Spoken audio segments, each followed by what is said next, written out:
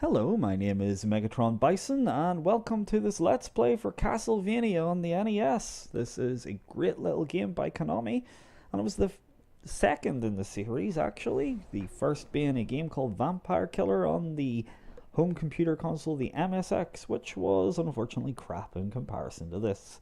This is a great little game, although some consider it to be very tough. It certainly can be tough, but it's not Ninja Gaiden tough anyway, or Ninja Gaiden, should I say. Anyway, without much further ado, let's get the game on the run. We've got a lovely bat here, and it's time to play the game.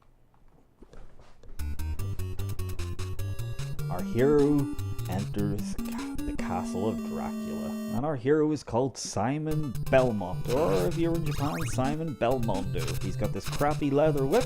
Thankfully it can be upgraded to a chain whip, which also has no range. So we're going to want to upgrade that again. And hey, look at this, we've now got a longer chain whip. Why Simon is hunting a vampire with a whip, God knows. And indeed, why the main person chosen to take on Dracula was somebody called Simon, I don't know. I guess it's a far cry from Van Helsing. And I got a secret treasure chest by jumping past the door there, so and in the castle proper, shitty zombies. Yep, we got some zombies that appear to have stolen their mother's best bed sheets and cut holes in them to try and give us a bit of a scare. And they are no threat whatsoever. For some reason, power-ups drop out of candles as well as hearts, which allow us to use our power-ups rather than healing us. Why Dracula's been hiding hearts and candles, fuck only knows. Up here, we've got ourselves a deadly guard panther cat thing. Let's try and bait it out. Ha! Didn't even need to, my whip was long enough. And I've also got my deadly sub-weapon, the holy water. Why holy water goes on fire, I don't know. If holy water really went on fire, I would have been priest a long time ago and been throwing it at all sorts of heathens. Ha! And carrying on. Taking a wee dander through the castle here, cracking everything with our whip. And again, those zombies aren't really much trouble at all. And actually throughout the series they never really got much of an upgrade.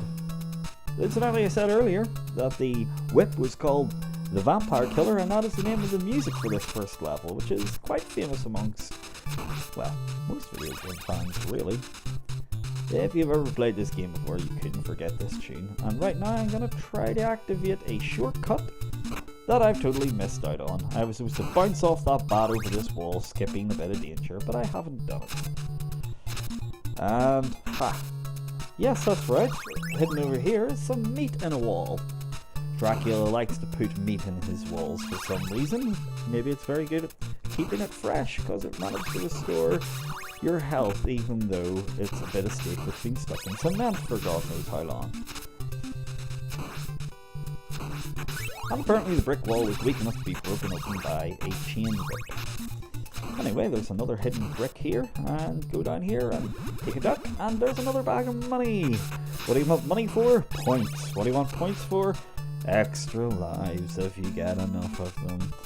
Yeah, by and large, you're probably best just avoiding money bags because, well, you got infinite continue, so you're probably better sticking to those. And there you go, another example of the fantastic cross sub-weapon. What does the cross thing do? It will kill all enemies on the screen, but they only ever seem to give you it when there are no enemies on the screen. And there I got to show off the fantastic stopwatch, which freezes enemies for a few seconds unless they're a boss, and it also uses up too many hearts, and it's not really that great at all. Now the axe is alright. It goes in a weird kind of arc, kind of like something out of Ghouls and Ghosts or Ghosts and Goblins. And now I've got the fantastic vase, which allows me to go invisible sort of, and invincible sort of too. But it only lasts for a few seconds. And up there, we've got our first boss. It's the scary bat. Yeah, the bat's kind of crap, I say, getting hit. The axe makes him look pretty pathetic, and to be honest, you can bash him with your whip as well. He's not much of a threat. He says getting hit for a second time. I've got to stop getting so cocky. But he's dead already. And for some reason the levels don't finish until you get an orb. So let's get ourselves an orb and be done with the first level. It restores our health, and then we have to count down all our hearts and time and points. Yay. I do love this game though, I'd like to point that out. Even if the orb thing kind of confuses me and that little heart counting down sound is a bit harsh in the ears. But for this same video, I'm going to take on level 2, given that the levels are quite short. And here we are in the second part of the castle. I just got a crucifix which acts like a boomerang. Fantastic. And there's a knight there that doesn't seem to know what he's doing. Another hidden wall, and this time we've got a crown. King Belmondo. So cross acts like a boomerang, for the same reason that holy water acts like a flaming grenade. Nobody knows. And those delightful bat enemies. Remember when I said in Kickmaster that flying small enemies were the bane of your existence in the NES days? These bats are some proof of that, but there's something else in this level that's gonna make the bats look reasonable by all means. That little item I picked up there allows me to throw 2 sub-weapons. Yay. So let's just use one on that shitty knight there. Nice knight, huh? Huh? Ugh. Yes, moving on. What have we got in here? But the Medusa heads! Yes, these enemies are called the Medusa heads because they're supposed to look like her head. Why is there more than one Medusa head? I don't know. Maybe they could have went for Gorgon heads because, you know, there was multiple Gorgons but only one Medusa. Except in Castlevania World, where there's hundreds of Medusa heads that fly at awkward angles. And I don't know if you've noticed yet, but getting hit knocks you backwards, and I'll be knocked backwards by Medusa heads and bats several times playing this game, no doubt, into the bloody pits. This game can be kind of cruel with its enemy placement, so fuck you guys. The power of Christ compels you to die.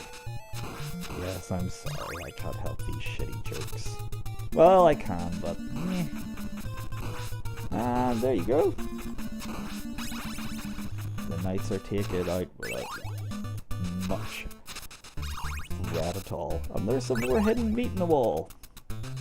Simon just loves his wall meat. That sounds a bit rude, actually. Wall meat. Anyway, carrying on.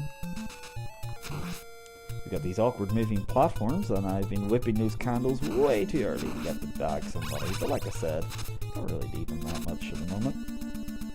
And the bloody Medusa heads again. Fuck those guys, seriously. Or those gals. Or heads, or gorgons, or... oh, I don't know. And carrying on, we've got one of our other favourite NES staples, instant death spikes. One touch is all it takes to die. And you're going to want to go over here and duck so it doesn't poke your head. Just a matter of timing, but that can be pretty bloody hard. And we've got these skeleton pillars here. They take far too many bloody hits. And not only that there, but you're going to have to try and time it so your little fireballs, your little whip attacks destroy their fireballs. Otherwise, they're going to give you quite the headache. Down here, you can't hit me, so haha, loser. But this one up here, he could be trickier, so boomerang time. And he's managed to fire twice in a row a lot quicker than he normally would. I'm going to leave the holy water behind this time. I've got the ability to throw 3 boomerangs at once, so why would I want some holy water? It's not like I'm wanting to bless any of these enemies.